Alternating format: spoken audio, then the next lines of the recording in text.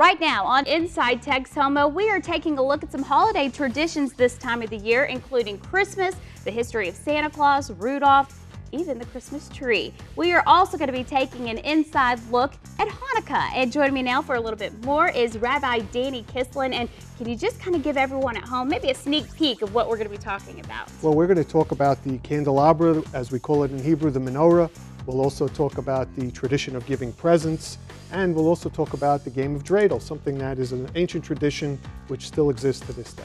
It's something you definitely don't want to miss. It all starts right now on Inside Texoma.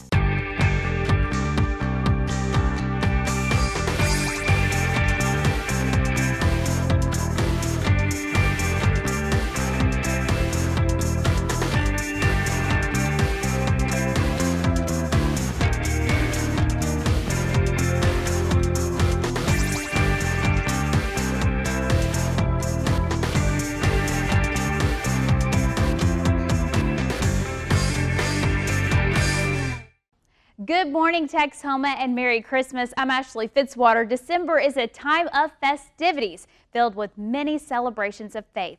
We start this morning with a look at Christmas, a holiday filled with numerous traditions. It's a both sacred religious holiday and a worldwide cultural and commercial phenomenon. Christians celebrate Christmas Day as the anniversary of the birth of Jesus. And as many of us know, it includes popular customs like exchanging gifts, decorating our Christmas trees, attending church, and sharing meals with family and friends. Oh, and of course, waiting for Santa Claus to arrive before the morning of December 25th. But you may be surprised to learn there is much more about a man in red than just a jolly laughing sleigh.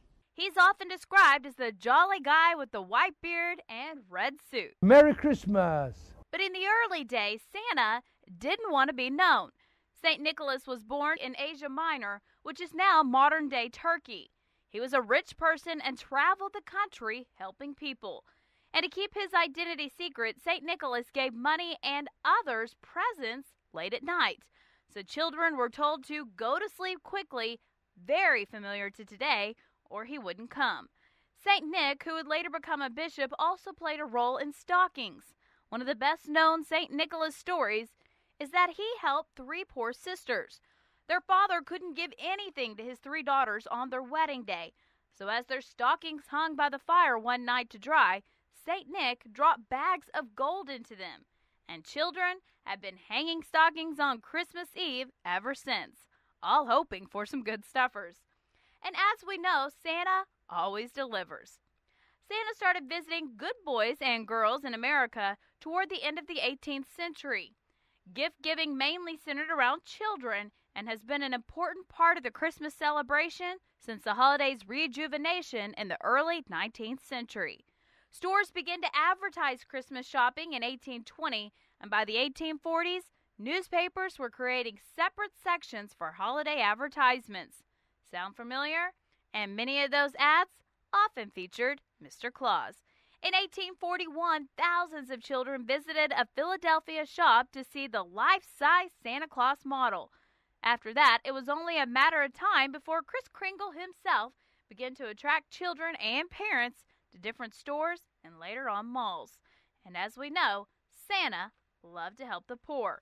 In the early 1890s, the Salvation Army needed money to pay for the free Christmas meals that they provided to the needy families. So with old St. Nick's permission, they began dressing up unemployed men in Santa Claus suits and sending them into the streets of New York to solicit donations. And those familiar Salvation Army Santas have been ringing bells on the street corners of American cities ever since. So what about his famous sidekick, Rudolph? Rudolph the red-nosed reindeer. Well, you know Dasher and Dancer and Prancer and Vixen. And of course, every little kid knows the ninth reindeer, Oh Rudolph. He's the most famous reindeer of all and was born over 100 years after his 8 flying counterparts. The red-nosed wonder became known to the public thanks to Robert L. May, a copywriter at the Montgomery Ward department store. Now in 1939, Robert May with Montgomery Ward Company created a poem about Rudolph, all for a promotional reason. Many felt he could relate to Santa's favorite, Old Rudolph. because he was often taunted as a child for being shy, small, and slight. So he wrote about the famous reindeer, describing his shiny red nose that helped him become a hero one foggy Christmas Eve. A copy of the poem was then given out for free to Montgomery Ward customers. And 10 years later, the song Rudolph the Red-Nosed Reindeer was written, so boys and girls all over could learn about the reindeer at the North Pole. And know that he was initially rejected by the other reindeer who wouldn't let him play in their reindeer games, all because of his strange nose. Now, Rudolph the Red-Nosed Reindeer is the most popular holiday song next to White Christmas. And just a side note for you, Frosty the Snowman is another holiday classic. The song about the happy, jolly soul was released in 1950, followed by the CBS animated movie in 1969. That movie tells boys and girls all about the magical silk hat and Christmas snow. It's the centerpiece of many homes, the Christmas tree. A look at how the tree adorned with lights and ornaments became a household favorite. And an inside look at the significance of the candy cane and why the sugary treat is such a holiday staple. It's all next on Inside Texoma.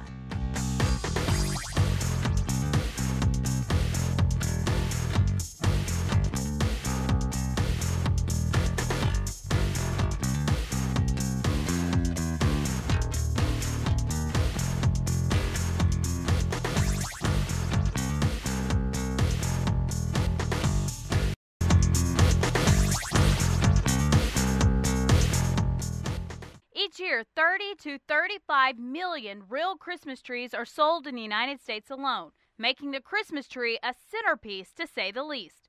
But how did the tradition of cutting down a tree and adorning it with lights and ornaments come into play in America? It used to be viewed as a pagan German ritual until a fashionable queen helped make it a popular tradition. Evergreen branches were used to light homes during the dark days of winter solstice. Germany once called them paradise trees. Germans are actually credited with starting the Christmas tree tradition, as we know it, all back in the 16th century. That's when devout Christians brought their decorated trees into their homes. Many decorated them with apples to represent the Garden of Eden. Some built Christmas pyramids of wood and decorated them with evergreens and candles if wood was scarce. It's believed that Martin Luther, the 16th century Protestant reformer, first added lighted candles to a tree. The story is that he was walking toward his home one winter evening, composing a sermon, when he was awed by the brilliance of stars twinkling in mist evergreens. To recapture the scene for his family, he placed a tree in the main room and wired its branches with lighted candles. In America, the first record of one being on display was in the 1830s by the German settlers of Pennsylvania. Although most Americans saw Christmas trees as pagan symbols and didn't accept them. But in 1846, Queen Victoria and her German Prince Albert were sketched in the Illustrated London News, standing with their children around a Christmas tree. Victoria was very popular, and what she did immediately became fashionable. Not only in Britain, but with the fashion-conscious East Coast American society. Finally, the Christmas tree had arrived. By the 1890s, Christmas ornaments were arriving from Germany, and Christmas tree popularity was on the rise. Europeans used small trees about 4 feet in height, while Americans liked their Christmas trees to reach from floor to ceiling, much like today. The early 20th century saw Americans decorating their trees mainly with homemade ornaments, while the German-American sect continued to use those apples, nuts, and cookies. Popcorn joined in after being dyed bright colors and interlaced with berries and nuts. And electricity, it brought about Christmas lights, making it possible for Christmas trees to glow for days on end. With this, Christmas trees began to appear in town squares across the country, and having a Christmas tree in the home became an American tradition. Another interesting fact as you decorate or enjoy your tree this Christmas, there are 21,000 Christmas tree growers in the U.S. Now, their trees usually grow for about 15 years before they're sold. As for the artificial tree, it's said that a U.S.-based toilet bowl brush manufacturer, the Addis Brush Company, is to thank. Now, the company created an artificial tree from brush bristles in the 1930s that has acted as the prototype for modern artificial trees. Pretty interesting. It's a tasty, sweet treat that has a lot of meaning that many may not even realize. The candy cane is one of the most often seen symbols of Christmas. But how did this seasonal candy get its familiar shape? And when did it become a part of Christmas tradition? When the practice of using Christmas trees became popular in Europe, the people there began making decorations for their trees. As we know, many of the decorations were food items, including cookies and candy. In the 17th century, straight white pieces of sugar candy were popular, but in 1670, as part of a Christmas celebration at one cathedral, the choir master had the sticks of candy bent into the shape of a shepherd's crook and then passed them out to children who attended the ceremonies. This became a popular tradition and spread quickly, and the use of candy canes on Christmas trees made its way to America by the 1800s. However, during this time, they were still pure white.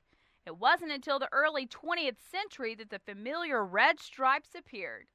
Now, many people have given religious meaning to the shape and the form of the candy cane, saying its shape is like the letter J in Jesus, and that it's also in the shape of the shepherd's crook, symbolic of how Jesus, like the Good Shepherd, watches over his children like little lambs. It's also said that the candy cane is a hard candy, solid like a rock, like the foundation of the church. And the flavor of peppermint is similar to another member of the mint family, hyssop. In the Old Testament, hyssop was used for purification and sacrifice, and this is said to symbolize the purity of Jesus and the sacrifice that he made. But that's not all the white part of the candy represents. It also represents the purity of Jesus and his virgin birth, while the bold red stripe represents God's love. And if you look closely, there are also 3 fine stripes.